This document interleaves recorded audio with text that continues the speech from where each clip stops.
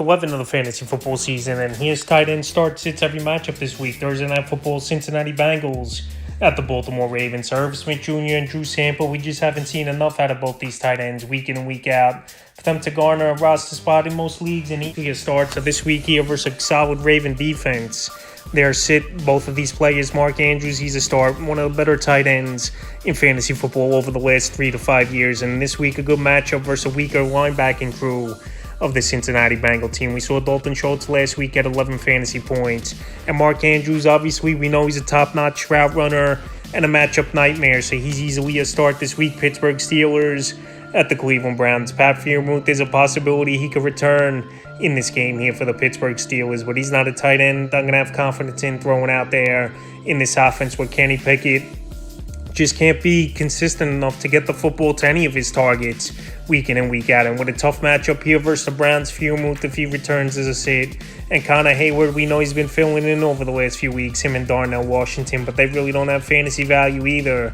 So there sits as well David Njoku, he's a start for me. Njoku, the last few weeks, he's looked healthier after that fire pit accident, and he said he's 100% healed from those burns and wounds. So he's found the end zone the last few weeks. He's a good target here for Deshaun Watson or even P.J. Walker if he's going to have to start in this game. And even in the tough matchup versus a good defense, I got Njoku as a start. Vegas Raiders at the Miami Dolphins. Michael Mayer, he made a great catch in the back of the end zone last week to help the Raiders beat the New York Jets. But if he didn't have that, he didn't do much in that game.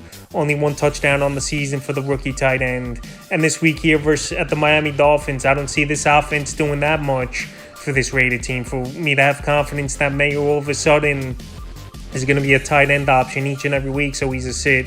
Durham Smythe, early in the season, he had a couple pop games for this Dolphin team, but he's a sit for me as well. We really haven't seen much out of him over the last 4 or 5 weeks as Durham Smythe. There'll be some games where he'll be a goal line option and obviously be open in man coverage or in his zone with teams focusing on Tyreek Hill or Waddle, but this week he's a sit and a guy you can't count on. Now, next game, Chicago Bears at the Detroit Lions. So Cole Kmet the last few weeks, he's been solid with Tyson Beckett at quarterback, but obviously he'll have more value if Justin Fields returns to the lineup. So right now, Cole Kmet's making plays in the middle of the field. We know he's got good hands at the tight end position, and he's a matchup problem as well with his size and speed at the position. So right now, Fields is back. Obviously, the value bumps up a little bit more. But even with Beckett at quarterback, he's going out there making plays. Sam Laporta, a start each and every week. Already in his rookie season, the top 5 tight end, in my opinion, in the NFL is Sam Laporta. Once again, last week, finding the end zone. And Henry St. Brown is a good wide receiver, tight end combination with Jared Goff, a quarterback who's always liked the tight end, going back to his Los Angeles Ram days. So this week here versus a weak Chicago Bear defense, once again, he's a start. Tennessee Titans at the Jacksonville Jaguars. Chig Okonkwo, last season we saw some good games out of him towards the end of the season, but right now pretty much 5-6 points a game he's putting up, even with Will Levis in there at quarterback. I thought this offense would take the next step with Levis after we saw that monster game from him in his debut in week 8, but pretty much it's been a stagnant offense, not scoring touchdowns once again the last 2 weeks. And this week here, the ball hawk defense like the Jaguars, I think there'll be trouble once again for this offense. And Okonkwo, I don't see doing much. He's a sit. Evan Ingram, a start. We know last week was a bad game, but altogether it was just a horrible game where you throw the tape out for this Jaguar team, where Ingram only had 3 catches for 12 yards. But this week here versus the Tennessee defense that isn't good versus the pass or tight ends or receivers at all, I think Ingram bounces back with a good performance. He's a start. Los Angeles Chargers at the Green Bay Packers. Gerald Everett, he just hasn't been consistent enough to sit for me. He hasn't been a tight end that's put up numbers week in and week out for this Los Angeles Charger team to have any fantasy value where you could trust him in 12 or even 14-team leagues. So this week here in a decent matchup versus a Green Bay defense that is middle of the pack, I still can't trust Everett. Obviously with Keenan Allen, Austin Eckler being the top 2 guys in that offense, and Quentin Johnson starting to work his way in as well, so he's a sit. Luke Musgrave, it's been a decent rookie season for him at the tight end position. Last week, 3 catches, 51 yards, and a touchdown, but he's another guy as well where you can't trust him week in and week out with his quarterback play, Jordan Love being inconsistent. But this week here in a matchup where it could be a potential shootout possibly between these 2 teams, I have him as a borderline option. Arizona Cardinals at the Houston Texans. Trey McBride, the last 2 out of 3 games, 20 or more fantasy points in PPR leagues. And now with Kyler Murray back in the offense here and playing quarterback. Trey McBride's a start each and every week and a top 10 option at the position. We know he's one of the better tight ends to come out in college football in the last 5 years, winning a lot of awards and just putting up huge numbers. So he's a start. Dalton Schultz, a start for me as well. Dalton Schultz, the first month of the season, looked like it was a bust signing, and he was a product of the Dallas Cowboys system, but him and CJ Stroud have a great rapport. Dalton Schultz, he's had double-digit fantasy games the last 4 out of 5 games for this Houston Texan team. And if Nico Collins misses this game once again as well, that's just more targets and yards here for Dalton Schultz. So he's a start. Dallas Cowboys. At the Carolina Panthers, Jake Ferguson, he's taken over for Dalton Schultz this season, and he's been the number 2 target in this passing game behind CeeDee Lamb this year. So Ferguson, he's been a matchup problem. He fits this Cowboy scheme like a glove, obviously, and we know Dak Prescott's always like the tight end. Going back to Jason Witten, Dalton Schultz the last few seasons, and now Ferguson. And this week here in a great matchup versus a weak defense of the Panthers, he's a start. Hayden Hurst, we haven't seen much out of him this season. First couple weeks he had some games, but this offense as a whole, besides Adam Thielen, there's really no one I could trust in this offense. And Hurst is a sit. New York Giants.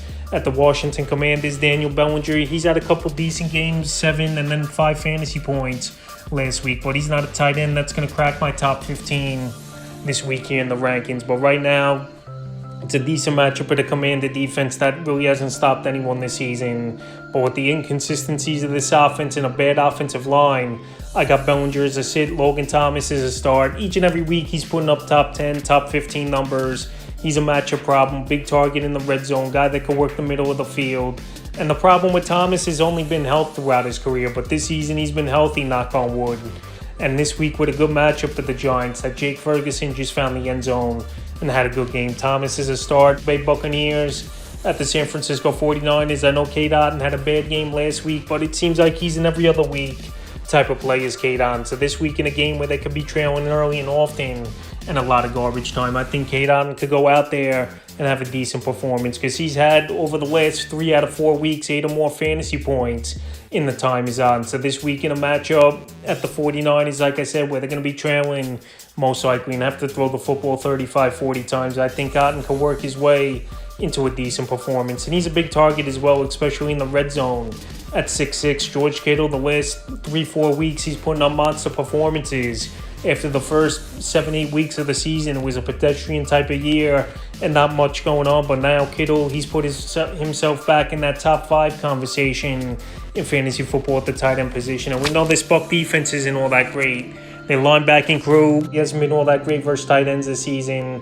And George Kittle, him and Brock Purdy, they've been on the same wavelength over the last few weeks and getting things going. So this week, I got Kittle as a start. New York Jets at the Buffalo Bills. Tyler Conklin, he's had some decent games this season, and he's the number 2 target in this offense, in my opinion, behind Gary Wilson in terms of targets and in terms of putting yards up. So last week, 7 catches, 70 yards. It was for Conklin at the Vegas Raiders, but this week, a tougher matchup at the Buffalo Bills here. But I think Conklin is a borderline option, obviously in deeper leagues, or if you have one of the 4 players on buys this week as well at the tight end position. So he's borderline Buffalo Bills. Dalton Kincaid quickly becoming a top 10, even top 5 conversation tight end as well, finding the end zone once again on Monday Night Football in that tough loss versus the Denver Broncos. So Kincaid, we know, is a matchup problem. 26th pick overall in the NFL draft this season. And I know it's a tougher matchup versus one of the better defenses in the league at the Jets. But this week, I get Kincaid to start each and every week.